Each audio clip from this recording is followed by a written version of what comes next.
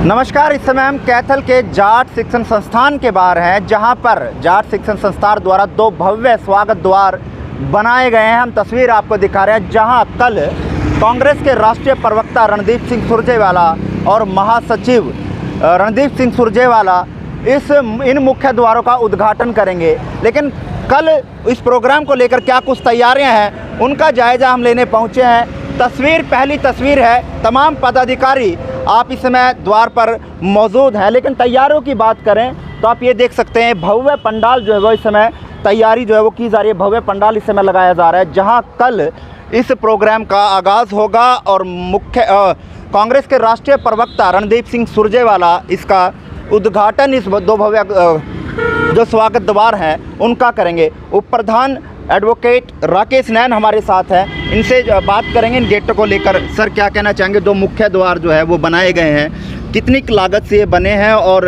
कैसे मन में आया कि इस तरह का डिज़ाइन कहाँ आपने देखा और कैथल में ये दो मुख्य द्वार जो है कॉलेज के द्वारों पर बना दिए? मोहन जी, किसी भी संस्था का या किसी भी घर का या कोई बिल्डिंग बनाते हैं तो मुख्य द्वार हम मेन महत्व होता है उसका, कि मुख्य द्वार से ही उसका आइडिया लगाया जाता है कि अंदर क्या है जी। तो संस्था में वैसे तो बहुत बड़ी संस्था है, बिल्डिंग बहुत थी, तो मुख्य द्वार हमारे सिंपल थे पहले। तो हमने ये विचार किया गवर्निंग बॉडी ने कि हम ये भव्य द्वार बनाएं।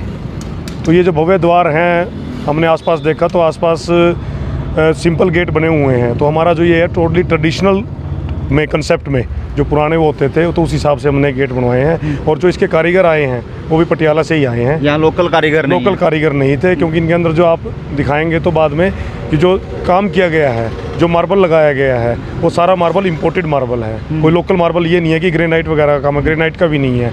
सारा का सारा फ्लेम्ड किया वो मार्बल है, टोटली का टोटली। और सारा का सारा जो बाहर के कारीगर थे उन्होंने काम किया यहाँ पर, बहुत बारीकी से काम किया गया है। कितनी लागत इन दोनों गेटों पर आई है?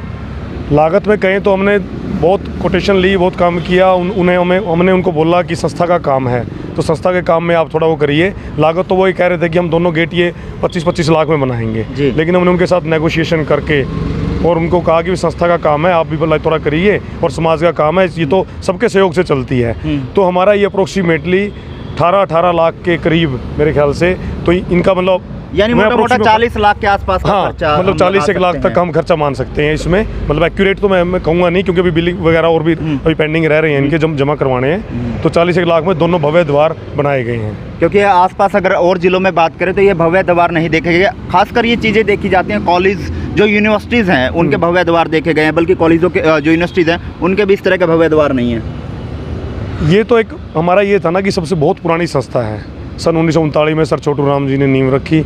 समाज के लोगों ने इसमें चंदा देकर, दान देकर, उस टाइम में तो अनाज दे देकर भी इस संस्था को खड़ा किया। तो आप यहाँ दिखाऊंगा मैं आपको, ये देखिए चौधरी रणपत सिंह जी जुड़ के साथ। चलिए हम आपको दिखा देते हैं। सन 1939 में यहाँ पे इनकी नींव रखी गई थी।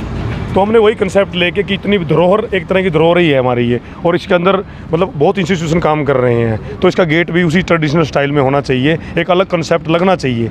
तो इसकी हाइट्स को भी हमने बहुत ऊंचा लिया है और गेटों से जो नॉमिनल रेट पे लेते हैं। और जो इसके अंदर कारीगरी की गई है तो वो एक बेहतरीन कलाकारों से, और बहुत उम्दा मतलब कलाकार थे, बाहर के कारीगर थे, तो उन्होंने तैयार किया है ये। तो कल किस तरह जैसे प्रोग्राम का आगाज़ जो है वो किया जाएगा? कल जो रणदीप सिंह सुरजेवाला हैं वो इन दोनों द्वारों का उद्घाटन करेंगे। तैयारियां किस तरह से की जा रही हैं? क्या कुछ कार्यक्रम रहेंगे? कार्यक्रम तो मोदी 23 तारीख को, परसों को 23 को प्रोग्राम है रणदीप जी का।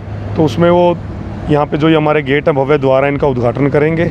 और हमारा जो एनुअल फंक्शन वो भी होगा यहाँ पर, और समाज के सभी लोग आएंगे यहाँ पर, और हमारी जो एनुअल रिपोर्ट है वो भी पेश करेंगे समाज के सामने। जो हमने कार्य किए हैं वो बताएंगे समाज को। जी बिल्कुल। लेकिन मैं आपको दिखाऊं कि जाट संस्था की स्थापना जो किसानों के मसीहा हैं दीनबंधु सर छोटू राम की रहनुमाई में चौधरी रणपत सिंह ढुल जी MLC सिख पंजाब के कर कमलों द्वारा सन 1939 में इसकी नींव रखी गई थी, और 1939 में इस संस्था को जो है वो खड़ा किया गया था। लेकिन आप ये देख सकते हैं कि लगातार इसमें नए नए आयाम स्थापित किए जा रहे हैं और कहाँ एक नींव जब रखी गई थी उसके बाद एक स्कूल से शुरुआत होकर आज जाट हाई स्कूल सोसाइटी आप देख सकते हैं कि कितनी भव्य जो है एक यूनिवर्सिटी हम कह सकते हैं, यूनिवर्सिटी की तरह इस समय जाट हाई स्कूल सोसाइटी है वो नज़र आती है। सर हमारे साथ हैं और भी पदाधिकारी, उनसे जानेंगे। सर क्या कहना चाहेंगे गेटों को लेकर, क्योंकि भव्य द्वार जो है वो आसपास के ज़िलों में भी नहीं देखे गए और कैथल में तो है ही नहीं।